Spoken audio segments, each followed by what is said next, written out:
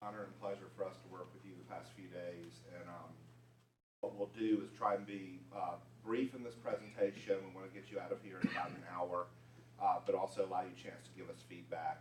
Echoing what Kim said, is that these are preliminary recommendations, and there's and tweak and look at things as you provide us feedback.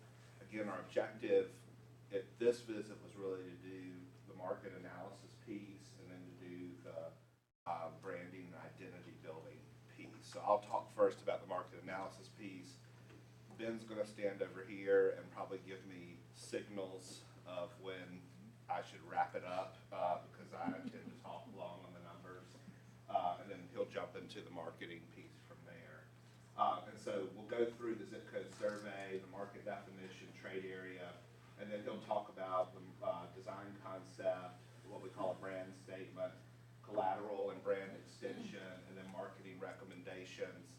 And again, it's a prelude. We haven't had a chance to get to everything we want to do, but there'll be a chance once we get your feedback to go that next level, and then we'll wrap up with next steps. The zip code survey, we had 12 businesses in Sandy Hook participate. They recorded 883 unique customer visits, 95 unique zip codes, and 12 unique states passed through the community in a 7-day period. That's just insane. Impressive to see that, and we're very grateful to the businesses who participated. When I'm back in November, we'll be distributing individual reports for each one business who participated, showing how they stack up to the overall participation. At the end of the day, 41% of the customers that participated in the survey recorded a Sandy Hook zip code. And so that was very telling for us, and it became echoed in our input meetings over the past few days that folks here in Sandy Hook are very loyal to Sandy Hook. You see that additional 27% have the Newtown zip code, and so that gets us up to about 68% overall from the two zip codes. But we see this drop off from 41 to 27. Again, a lot of what we heard you say about that there are folks who live in the Newtown area that simply, they won't go under the bridge, they won't cross the interstate. And we do see that tend to happen a lot in communities with an interstate, because the interstate's like a river, and it sort of catches that consumer and pulls them off to the bigger markets nearby. And it's a little more important when we begin looking at the population in Newtown. Zip code is higher than that in Sandy Hook, which you all know. When we look at adjacent communities, Brookfield, Southbury, Danbury, Monroe, Oxford, you can see they sort of round out and get you on up to pretty much the 80% mark of customer traffic. If I begin to pull some others down that are nearby, it is well into that 80% mark that's coming from, basically from this immediate sort of localized, regional, however you want to define it, area. Somewhere in this 13% from rest of Connecticut, and we can tease that out if you want to get into the minutia of detail. You know, there are folks from, New London and Hartford and wherever it may be, Windsor, from far away, that are coming in, and there's a break point where we would say that's a visitor versus a local or regional customer.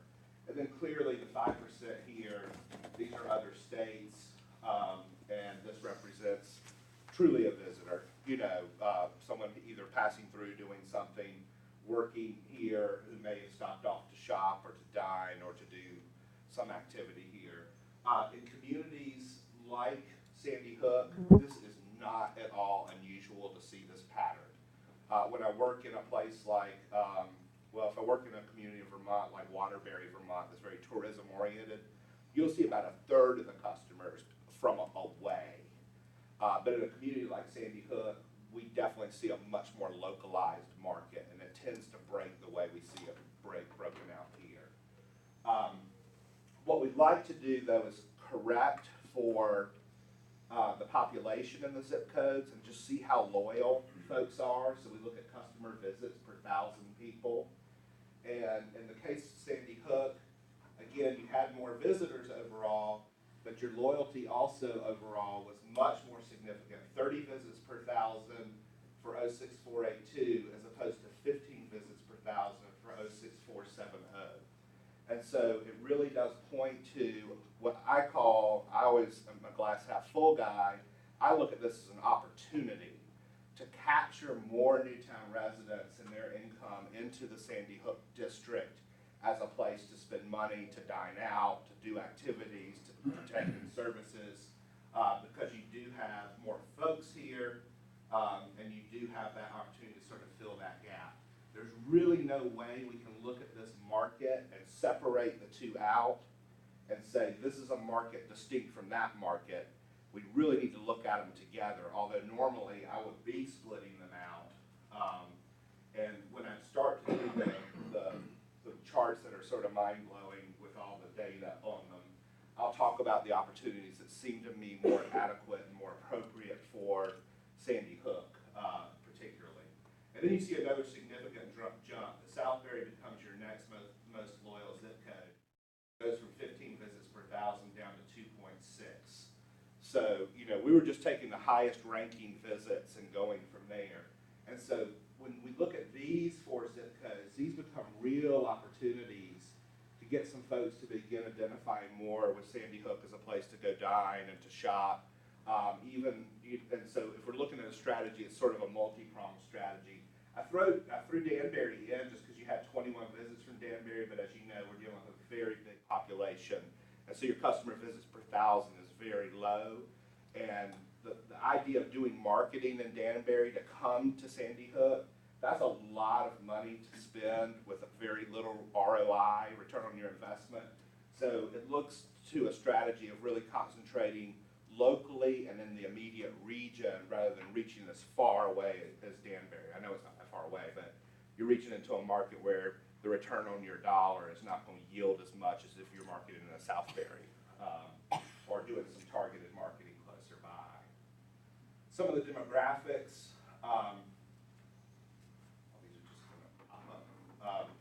The primary trade area, and these are zip code data. So this is the Sandy Hook and Newtown zip code. So it won't exactly mirror the town data. That trade area is estimated at 28,338 in 2013. It grew between 2000 and 2010. The real amazing period of growth was between 1990 and 2000, where it was about a 20% growth. And so your growth has started to sort of taper off. The recession certainly impacted that. We see that trend happening in a lot of places. Sandy Hook's zip code population is 11,945. It's actually growing faster than Newtown. Newtown is higher at 16,393, but we're looking at 14% growth as opposed to 18% growth. So you're growing a little less than twice as much as the other area. That points to continued opportunity for Sandy Hook to capitalize on growth and development, as we see as evidenced by some of the construction that's happening here and investment that's happening here. Your primary trade area, we look at age. 40, Sandy Hook is 41, Newtown is 39. The secondary trade area, the zip codes around you is 42. Connecticut is 40. US is 37. It all, as I delve deeper in the data, I'm looking at average age as opposed to median age. When we look at income levels, for someone like me who does this all over the country, when I see a six-figure median household income level, it like knocks me over and I have to grab the table. The primary trade area, Sandy Hook and Newtown together, $104,000 median household income. That means half of the households here make more than that, and the other half make less than that. The highest I've ever seen up to this point, and again, we got to correct for inflation, which I didn't do, but Coronado, California is 89,000, and when I look at a community like Fauquier County, Virginia, which is suburban horse country, Virginia, that's about 90,000. I've never had anyone as high as this before. Sandy Hook, as you might expect, is a little bit less than Newtown. We're looking at 97,505. versus 108,000 in the Newtown zip code.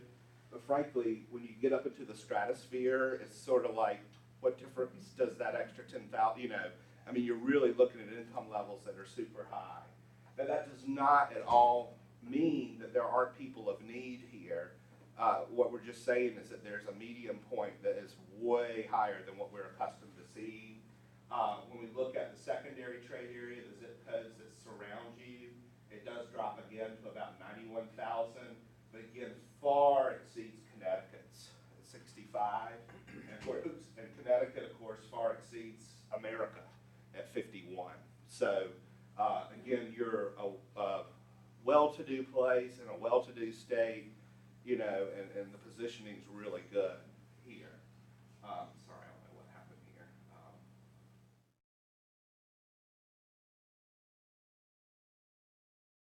When we look at retail leakage, as quick define, when we look at this geography, these two zip codes, we look at what sales are here versus what consumers can spend. And if consumers can spend more than stores are selling, you're leaking dollars. And in the case of Newtown, Sandy Hook as two zip codes, indeed you are leaking dollars. Consumers here have the ability to spend about $510 million on store types, and I'll break those store types down in a moment. The sales here are $317 million, and so just about every year, Newtown, Sandy Hook together, the two zip codes, pack up $238 million and send it off to other communities. And that may be Waterbury, it may be Danbury, it may be the Land's End catalog, it may be New York City, it may be Boston, but people here are spending more than stores are selling. This is fairly normal for a community like this that has robust growth and has made some deliberate decisions on quality of life issues that, you know, you don't want to be a big box strip mall, you know, mall kind of place. And those decisions are decisions we should respect and value. But what it does say is that there's an opportunity to take a piece of this back and capture it back in and have Sandy Hook and Newtown continue to thrive with the kind of uses that you really want to see here, because you do have the opportunity to take a bit of it back. Even if you got one in every $10, we're looking at $23 million in additional sales. So that's very impressive. The secondary trade area, the 4 zip codes there, those consumer expenditures are $1.2 billion. Their sales are about $965 million. They're leaking another $284 million in sales. So when we put it all together, we're looking at $500 million of money that we can separate from people and get into the market, whether it's existing stores expanding sales, whether it's new stores that may be looking to open. The market is really here. And it does point to some key strategy things to look at. I'm not going through all this because it'll take a while to go through it, but suffice it to say that we've looked at it by category, and we've got something like 50 categories. Some of the key opportunities that start to rise to the top are things like home furnishings. You do well in furniture stores, but the idea of the accessories for the home, that works really well in a district like Sandy Hook, where you have smaller businesses. They may not be able to fit sofas, chairs, and dining room tables in, but they can fit pillows and accessories for the home, and you already have some of that already here. Other opportunities that we see, things like grocery stores. Interestingly, your sales are really good in groceries, but the sales still don't catch up with demand. So there are people who are very likely doing grocery shopping, maybe where they work, and they might commute in, you know, and so there's still room for growth in that category. I'm most particularly interested in the specialty food category, where that is really ideally suited for an area like Sandy Hook that would fit into a smaller footprint building. It's not a supermarket as much as it is a specialty food place. There is a specialty food place on another part of the community, Liz, I can't remember the name of it. But it's a really neat sort of example of what might work in Sandy Hook as well. When we move down, no surprise with clothing, Often communities like this, you tend to hemorrhage sales and clothing to other places, and that's fairly obvious. It's an easy trade-off for catalog shopping and also having the big malls and the big, even the TJ Maxx's and the Marshalls, the Nordstrom, whatever it may be. Those are easy trades and people will drive further for clothing.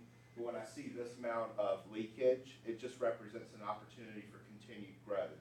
So you have a dress shop, in the core of Sandy Hook.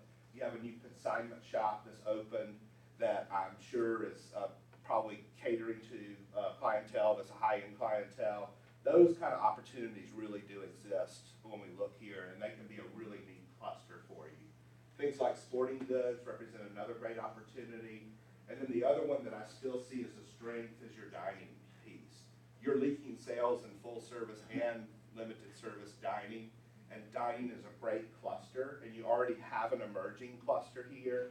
I know it's probably, you've got Fig, you've got the Foundry, you've got the Iron Bridge, the Italian restaurant, the diner. That cluster is a really unique cluster because they're not all doing the same thing. They're not carbon copies of one another, but there really is room for more. And this is looking at the whole market.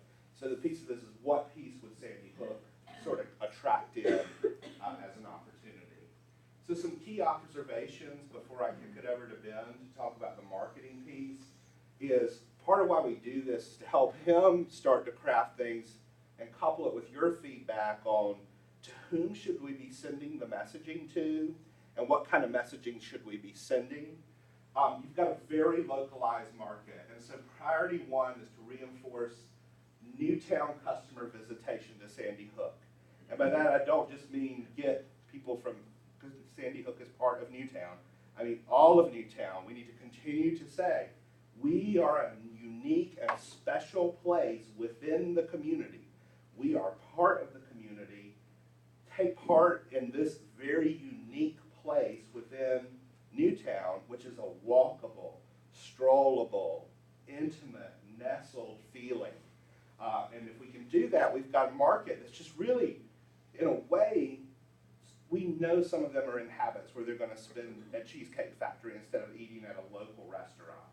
But if we can just get one or two of those meals to change their mind, or buy that dress down the road as opposed to buy it at a mall, those kind of changes can really happen to capitalize in. And part of what Ben will be talking about is the marketing to do that. And then we think the secondary opportunity, and this can be very deliberate and very focused, is to focus on the surrounding areas where you can capture in that visitor that's from an adjacent zip code, a Southbury, maybe even targeted a certain population in a Waterbury, and say, come over and let us introduce ourselves to you. That one I would recommend is almost laser-like marketing, where you're sort of targeting specific population groups.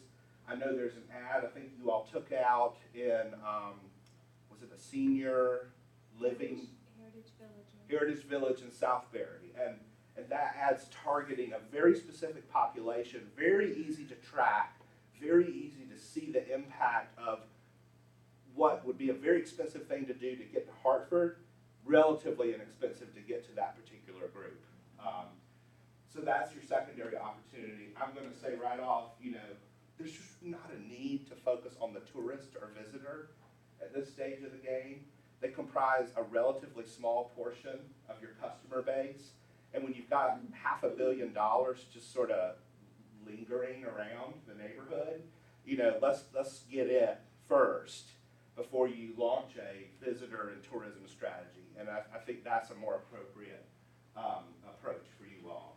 Again, your income levels here are very high, and the clientele that you've got is very busy. And as a consequence, they are bombarded with messaging. It's just constant. I mean, they're consumers because they make a lot of money, and they just have constant messaging thrown at them. They're busy people. The demographics show the family piece that's here. There's a lot of running back and forth and doing errands. Everything you do, you should be mindful of how do we make this clean, simple, easy to digest for a consumer that's got lots of different stuff being thrown at them. and how do you sort of rise to the occasion to keep a clean message and a simple message in front of them. And I hope Ben will show you some of those tools and tricks of the trade for them, because otherwise it gets shuffled in the other papers, or the poster gets mumbled in with the other, posters. And so how do we do that? The other thing from a residential standpoint, since you are growing faster, we're looking 5 years down the road. This looks like you'll add another 150 new households just in the next 5 years. And so dense housing is really underrepresented in this market. Great, and you know this, a great majority of the housing here is single family detached. And so it certainly points to an opportunity for more dense housing in the core area of Sandy Hook to capture an underrepresented housing segment here. With that, I'm going to turn it over to Ben to talk about the branding and marketing piece, and then we'll wrap up with some questions and other things later on. So, I love the follow trip because that stuff's so boring to me. I try to make it a little more interesting and lively. thanks, Ben. Yeah, we're brothers, we can say this kind of thing. One of the first things that we started to look at when we were talking about the issues on branding, and it's almost like the first question I had to ask is, what is Sandy Hook? What is it from an identity perspective, and what is it from an organizational perspective? And we kind of went round and round to a certain degree. We were convinced there for a while that you're an independent republic that has, broken off and operate, in your own, kingdom. And we see that a lot in communities. But as we started to dig into it, what we really landed on is there are 3 different levels that we want to be able to create tools and arm to be able to market this place. So those 3 levels are on a town-wide level through the Economic Development Office. We want to be able to show them very, very clearly what Sandy Hook is and how it relates to Newtown as a whole, the competitive advantage it delivers. The second level is the organizational level of SHOP. And that organizational level is something I'll talk about a good bit more. And then the third level is arming and equipping the business community to be able to tell the story of the place that they're located and to build an overall brand message. And so we need to make sure that all 3 of those are armed with the resources so that we don't find ourselves in a situation where we want to make sure that Sandy Hook is a place that is different. And I'm going to call Debbie out because Debbie said it yesterday and nailed it to me.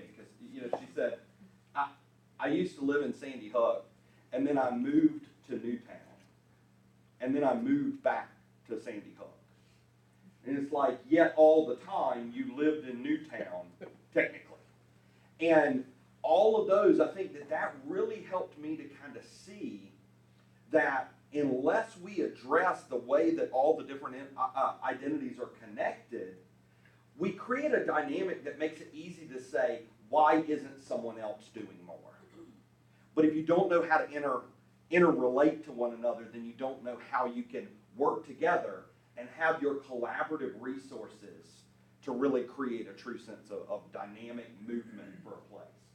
So with that, one of the things that I always like to do is I like to start with typefaces. And I went through and I selected 3 different typefaces that I wanted to be the foundation of our communication system. The primary is a traditional serif typeface, and it's used in all caps. It makes it very, very easy for us to say who you are. The second is a more stylized script. It's used for some accent type use. And then the third is a more contemporary sans serif that is used as support. We call it a support typeface. Now, one of the big questions that I had to ask along the process is not only what is Sandy Hook, but how do you refer to yourself? Because I heard Sandy Hook, the Hook, Sandy Hook Center, and Sandy Hook Village, and the Village of Sandy Hook. And then when I go out and I look at the marketing, I see mixtures of all of those used. So we wanted to land on one. and we kind of asked around, and we floated the idea by some folks, and what we kind of landed on was Sandy Hook Village. Gives us the ability to, that the addition of village denotes what it is. And you'll see being able to land on that gives us the ease to know how to connect some of these additional dots. Now, the next thing that I wanted to do was I wanted to keep a system very simple, and I also wanted to keep the approach to the system similar to what is happening on the town-wide level with the Rooster weather vane. And we've seen how successful having something simple like that can easily be implemented and brought into different elements is. So what we started to do was we started to look for, are there other architectural accent features in Sandy Hook that could be ours? And Tripp and I kind of talked about it, and we have some rules for ourselves. You know, we do this all over the country. We've worked with over 300 communities, 30 states, and typically when we get into identities of places, we don't necessarily land on architectural elements very often. But here, what we decided to stick with was these lanterns on the bridge. They denote arrival. They're an architectural element that has been in the community, and they are at that 100% intersection, and they really speak a lot to the character. So what we did was we took that kind of as an inspiration. We simply went through, did a couple different designs and sketches, and then started to figure out ways that we could use that as the art that would drive the system. And from that, we pulled out a series of colors. And we have 5 different colors. It's hard to, nothing ever looks right on the projector, but we wanted to make sure that the colors that we chose offered us a vibrant palette and offered us enough colors to have activity and action in the things that we do. And oftentimes what we'll find is communities might land on 1 or 2. And those 1 or 2 colors, the organization, they get tired of seeing them. So as soon as they start designing events or designing expansion for themselves, they quickly start to dilute their own identity because they don't have enough options to start from. So we wanted to have a nice, stable palette to pick from. Now, from that, we moved, the next step is the message. Do you want to read it or do you want me to read it? All right. The next step is the message, and this is how we wanted to stitch together the things that we heard you say, and also lay out on a platform how we're going to tell this story that's going to allow us to enhance these connections with our potential customer base. And we call it a brand statement. So take a stab at that. There's a place within Newtown that is a place apart. Nestled along the Putatuck River is a village called Sandy Hook. We began with saw and grist mills that provided the timber to build this town. We grew as a place tightly bound where people from here weren't afraid to call themselves hookers with a wry smile on their face. Sandy Hook is a place where an easy stroll along the street brings you to a gathering of unique shops and restaurants. We're a place where the meander of the river creates spots to relax and reflect. We're a place where families come to celebrate and have fun. We're a place that is unique unto ourselves and yet familiar to those who know what a true community is. We are Sandy Hook Village, a place within us all. So it gives us this platform to be able to kind of tell this story. And then you bring all the elements together and it creates a nice, simple, clean way to communicate who you are and what you're about. Now, one of the things that I think is integral to this is being able to have a system that allows you to tell your story, but then also the variation that allows these multiple organizations to be stewards of the place. So we might have an overall, and you see we started out with a horizontal version. Now we're seeing a vertical version. We can see a version that rotates over to more of the colors that are used on the Newtown level and bring in historic Newtown's Sandy Hook Village and be able to place it in context. Now we asked the question, we said, could we say Sandy Hook, Newtown's historic village? And they were like, no, you can't say that. Can't say it in that order, but you can say it in this order. And it is funny, all those things take tremendous thought and consideration in being able to know how to package it. So going through, you can start to see creating a system that offers different opportunities. It works in one color. It works reversed out. It also works as we move through different colored backgrounds. So we're not forcing ourselves into one and only one look all the time. There's actually a tremendous amount of variety built into it. I also created a very clean, this is called a vector version of the lamppost too. So we have the art that can help to support the ongoing expansion. Then we can start to see where things might roll out into signage for the community.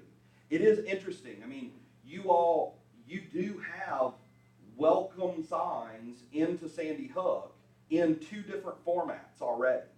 You have the nice wooden sign with the gold lettering as you're coming down the hill, but then you also have what look to be relatively old Department of Transportation signs, the green highway signs that simply announce welcome to Sandy Hook as you're coming from the other directions into the core. Now, in addition to that, I came up the first time from New York, so I took the exit around over by the diner. And when you get to that stop, there's a sign that says, turn right to go to Sandy Hook. But if you come from the other direction, there isn't any signage that says what is in what direction. So always making sure that signage, whether it is DOT signage or whether it's signage that that you are kind of the stewards of, is, you know, we have to plan that out strategically. But being able to have this system, being able to point out where parking is available, and that it is available for you to park in, and you don't have to necessarily immediately get back in your car when you are done with that business and move. So having standards for, is this a 2-hour lot? Is it a 4-hour lot? Is it okay for me to park here and spend some time here? And I'm going to call it like I see it. If you go down there right now and you look around at signage, there are signs that tell you you're not allowed to hang out. Hanging out is not permitted in Sandy Hook Village. We've got great parking lots, but we also don't know how those parking lots relate to our resources. And are they available? How are they available? How can people use them? So I think all those things are something that we want to make sure that we're looking at. And then also being able to, at those parking lots, instruct people about what business opportunities are available to them. That's a place where they transition from being in a car to starting to walk around. It's a great way to introduce to them the different things that are available to them here in the village. Everything that we've seen up until this point is a destination identity. This is an identity that should be shared by the entire business community, all the event organizers, everybody that does anything in Sandy Hook. The goal is to have that identity be the receiver of the positive brand equity. You're nurturing the sense of destination of place. But you also have this organization, SHOP, and they need a good, solid organizational identity so they can recruit additional volunteers. Believe it or not, they don't have as many people as they could use to help them do things. Is that fair to say? You'd always love some volunteers, right? But also creating and reinforcing the dialogue that happens among the organization and the community that it's supporting. So it's hugely important to be able to understand that difference between that organizational identity and the destination identity. Now, what you'll see here is we're still using the same color palette that we used for the destination identity, still using the same typefaces here, and this is paying a little sneak peek to something that we're going to see with the marketing campaign. But you can start to see it gives you this simple way to just give the attribute for who's doing things, but not feeling forced to use the organizational identity to be the way you promote the place. Now, something else that I've started to look at, this is the current website for SHOP. The domain is Experience Sandy Hook. And it is, you're doing a lot of things right, content-wise, on this site. But I want to make a recommendation for a shift in the way that you're doing digital communication. And we're going to do our best to arm you with the actual tools. First of all, we went ahead and we bought sandyhookvillage.com. We went ahead and got a year's hosting on it, and we've got a content management system loaded up on it so that you all can easily run it and make sure that it's up to date, which is a big issue with everything. You seem to be doing a real good job keeping this up to date. But the domain itself is one that directly relates to the identity. It's reinforcing that village. Now, in addition to that, we've also set up a free account with a service called MailChimp that allows you to manage multiple list email marketing. So you want to nurture not just the ability to communicate to your business community in Sandy Hook, but also to be able to communicate to the customer base there. There's some difference there between those markets. MailChimp is a great, great service. We also went through and did, Twitter, all the different social media outlets, all with a unified address and a unified password. So it makes it easy for a volunteer-based organization to handle the transition of volunteer base that often happens. It also begins to position the organization to start to look for volunteers whose main purpose is design related. That's one of the biggest things we do in volunteer organizations is we eat up our volunteers and spit them out. Somebody's willing to come and design a flyer, and then next thing you know, we want to put them on a committee. And then we make them on the board, and then they're on meeting after meeting after meeting when all they really wanted to do was volunteer design services. So making sure that you have a consistent marketing approach from the organization, and hopefully the goal is to be able to offload some of the design responsibilities from the volunteers that are bearing the burden now. And being able to create a good tight core that's doing the design work for all the organization's needs. But I wanted to show, once you develop the unified typeface, the colors, the graphics, and the overall approach to design, it makes it far easier for you to start to have the events that you do reinforce that overall identity. So this Passport to Sandy Hook, simply using the same typeface, the same colors, bringing in some of those graphics with the lantern and everything. And this is the current poster for Passport.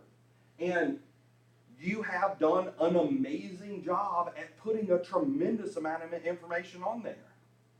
But we also have to remember knowing how busy people are, knowing how scattered they are, what do we want a poster to accomplish? Is a poster to convince somebody to go to the event, or is a poster to convince them to find out more information so they can make the sale themselves? So this is what it looks like now, but this is what it could look like. It's simple. All that information about all the different things that are going on, maybe we should think about conveying that through our digital media. Maybe we need the consumer themselves to identify that they have even the slightest interest in finding out more before we bombard all that information in that. That's a lot for a poster to handle. In that same vein, being able to create an overall design ethic for your marketing, so that even if you're talking about completely different topics, they look like they're done in the same voice. So jump over to Halloween Stroll and showing that same design ethic, sending people to the site for more information, being able to identify who's in charge. Did you see that cleverness? I moved shop to the top and made it green so it looks like the little stem of the pumpkin. Isn't that clever? Isn't that amazingly clever? Oh, no, I'm just kidding. But you can see that simplicity starts to create a tone. And, you know, the other thing that you have to be sensitive of, and you know, we don't think about this enough, and I'm as guilty of it as anybody else. When you sit down to design something, you start with a blank page on the computer. And what we really need to be thinking about is the context in which it's going to appear. We have to make sure that everything we design is going to be appropriate in the community. We do that all the time. We see people design banners and things that, you know, they end up making them busier than they probably should be, because against a white background, it feels like the right amount of activity. But once it's put in the context of the environment, we find that the message becomes cluttered. Now, from there, what we wanted to start doing is we wanted to start showing you the very, very simple expandability of how this message could take and the organizationally, you could promote events with it, but from the business community, you can make very, very easy ways for them to participate in the marketing. So we know that on the townwide level, you did a cash mob, and you know, having Sandy Hook be able to promote an event like that when it happens next time, and you see that subtle highlight on the SH up in the headline, in the center of the word, really kind of going back to that whole tagline of a place within us all. Splash of color for the naturalist within us all. Stylish for the fashionista within us all. Refurbished for the preservationist within us all. So you can start to see all of a sudden it becomes very, very easy. Now granted, you might do the Google search, words with SH in them. There's like 1 billion of them. Yeah, there are lots of them. You don't want to do a special initiative of Sandy Hook innovative tactics, but you can think about that for a second, because we always make things acronyms. But being able to find headlines that constantly tie back into that overarching system. That should say plush for the. Exactly. And that is why we left it blank, so you could come up with the part. And I mean, it was funny, as we were in the store yesterday, you know, you guys were ordering new plush for the season. So being able to take that and highlight new product, actual product. And I will say, one of the biggest things that we saw was, one of the biggest things that we saw was a very, very typical issue with communities is whenever you do have the ability to market, and whether it's on a business level or an organizational level, we work so hard to find the resources to afford the ability to market that then when we sit down to craft a message, we try to say everything that ever crossed our mind. We try to make that ad say everything that we ever wanted to say to a customer. And if we're doing a combination of ads of different businesses in the district, then that amplifies.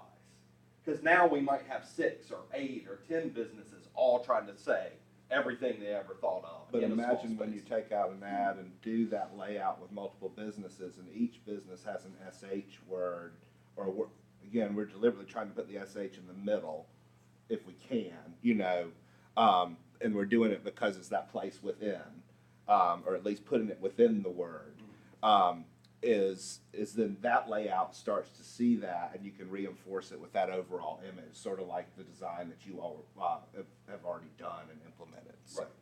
And so then what it does is it creates, through the layout and concept, it actually creates a motivation for the viewer to look at the ad.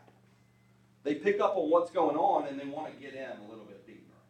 Being able to tie in with the events that go on, the businesses in the community, and isn't that clever? Even a laundromat,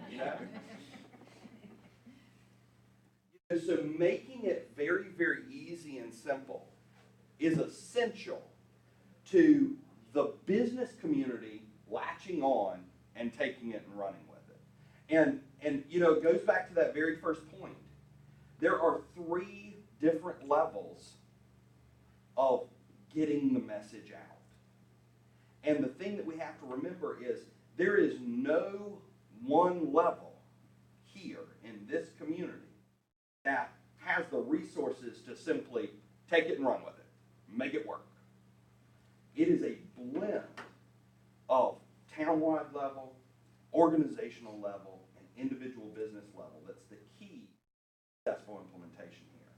So the product itself needs to be available to the business community to use. And that is, as we get towards a final on the tools that we're going to deliver, we will be giving you just that distribution mechanism.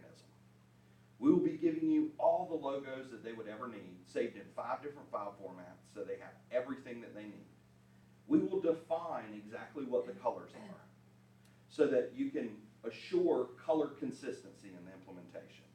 We will distribute the typefaces. We'll give you a style guide that says this is what to do and this is what not to do. So we're going to make it as easy as possible for the business community to be able to take it and run with it.